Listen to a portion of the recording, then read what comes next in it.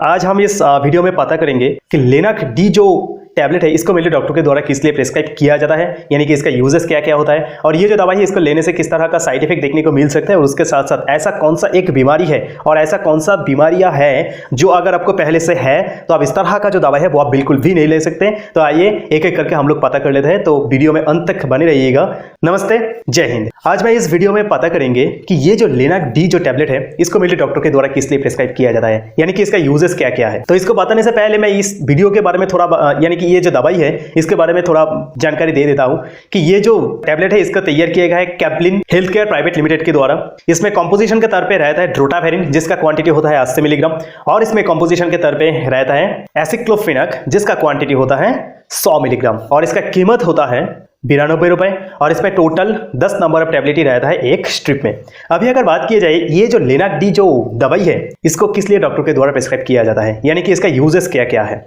यानी कि कौन सा ऐसा बीमारी है जो अगर आपको होंगे तो उसको कम करने के लिए क्या किया जाएगा डॉक्टर के द्वारा ये जो लिनक डी जो दवाई है इसको प्रेस्क्राइब किया जाएगा। तो इसमें आ जाता है कि अगर किसी को पहले से ही और अगर किसी को पेट में बहुत ज़्यादा मात्रा में दर्द होता है, एब्डोमिनल पेन यानी कि पेट में बहुत ज़्यादा मात्रा में दर्द होने लगते हैं, पेन होता है और उसके साथ साथ पेट में एक अजीब सा महसूस होने लगता है, यानी कि एब्डोमिनल जो इरिटेशन होता है यानी कि पेट में बहुत ज़्यादा मात्रा में अजीब सा महसूस होने लगते हैं और आपको सही तरह से आप रह नहीं पाते हैं, बहुत ज़्यादा दर्द होने लगते हैं पेट में, तब क्या किया जाता है इस तरह का जो समस्या है, इस तरह का जो बीमारियां है उसको रोकने के लिए क्या किया जाता है डॉक्टर के द्वारा इस तरह का जो दवाई है जिसमें कंपोजिशन के तौर पे रहता है ड्रोटाफेरिन और एसिक्लोफेनाक इसको प्रेस्क्राइब किया जाता है और उस तरह का जो बीमारी है उसको कम करने के लिए भी ये जो दवाई है इसको डॉक्टर के द्वारा प्रेस्क्राइब किया जाता है, यानी कि ये होगा ये जो दवाई इसका यूजेस। अभी अगर पता करें कि ये जो दवाई इसका साइड इफेक्ट क्या क्या होता है तो इसमें सबसे पहले ये आ जाता है कि साइड इफेक्ट के तौर पर सबसे पहले देखा जाता है कि नौसिया यानी कि उल्टी जैसा महसूस होना, और किसी को तो ऐसा भी होता है कि उनका उल्टी हो भी जाता है और उसके साथ साथ किसी को ऐसा भी देखा जा सकता है जैसे कि चक्कर जैसा महसूस होना, डिजीनेस यानी कि सिर में चक्कर जैसा महसूस होना, या फिर किसी के सिर में बहुत ज़्यादा मात्रा में दर्द होने लगेगा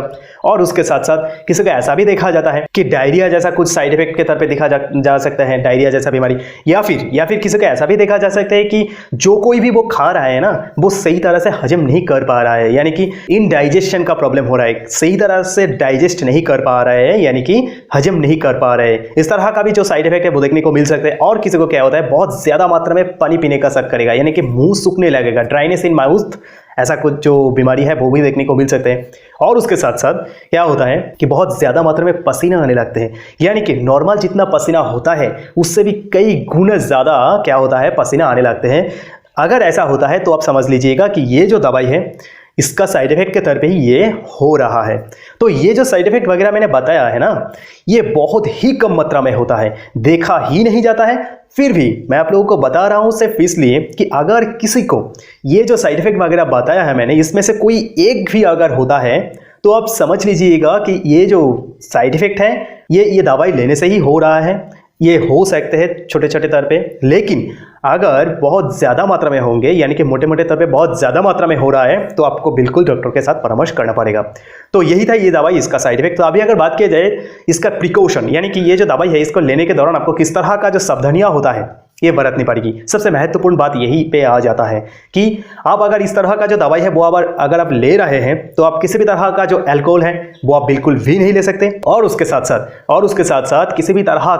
भी तरह का जो स्मोकिंग होता है वो आप बिल्कुल मत करिएगा क्योंकि इसको भी हमारी सेहत के लिए अच्छा नहीं माना जाता है। और उसके साथ साथ अगर कोई ड्राइविंग करना चाहता है कि इस तरह का जो दवाई है इसको लेने के 15 या 20 मिनट के अंदर आप किसी भी तरह का जो ड्राइविंग होता है वो आप बिल्कुल मत करिएगा और उसमें से खुद को रोकिएगा, यही हमारी सेहत के लिए अच्छा होता है और अच्छा माना भी जाता है। और उसके साथ साथ अगर कोई औरत प्रेग्नेंट है और कोई औरत उनके बच्चों को दूध पिलाना चाहता है यानी कि ब्रेस्ट फीडिंग करवाना चाहते हैं और कोई औरत अगर प्रेग्नेंट है तो उन लोगों के लिए तो खास करके मैं यही बताऊंगा क्योंकि इसमें सिर्फ एक नहीं इसमें 2 जान की बात आ जाता है, तो इसीलिए बहुत ज़्यादा मात्रा में कॉन्शियस होना ही पड़ेगा हम लोगों को। तो इसीलिए डॉक्टर के साथ एक प्रॉपर डिस्कशन कर लीजिए, यानी कि डॉक्टर के साथ एक अच्छा से परामर्श करने के बाद ही अगर डॉक्टर आपका जो शारीरिक जो हालत है वो समझते हुए ये जो दवाई है इसको अगर प्रेस्क्राइब करेंगे तभी लीजिएगा। लेकिन अभी आ जाता है सबसे महत्वपूर्ण बात ये कि अगर किसी को पहले से ही लीवर और किडनी जैसा क्रॉनिक डिजीज है तो उन लोगों को तो खास करके मैं यही बताऊंगा कि इस तरह का जो दवाई है इसको लेने के दौरान जरूर डॉक्टर के साथ एक डिस्कशन कर लीजिए, बहुत ज़्यादा कंसियस होके डॉक्टर के साथ डिस्कशन कर लीजिएगा, क्योंकि ये जो दवाई है,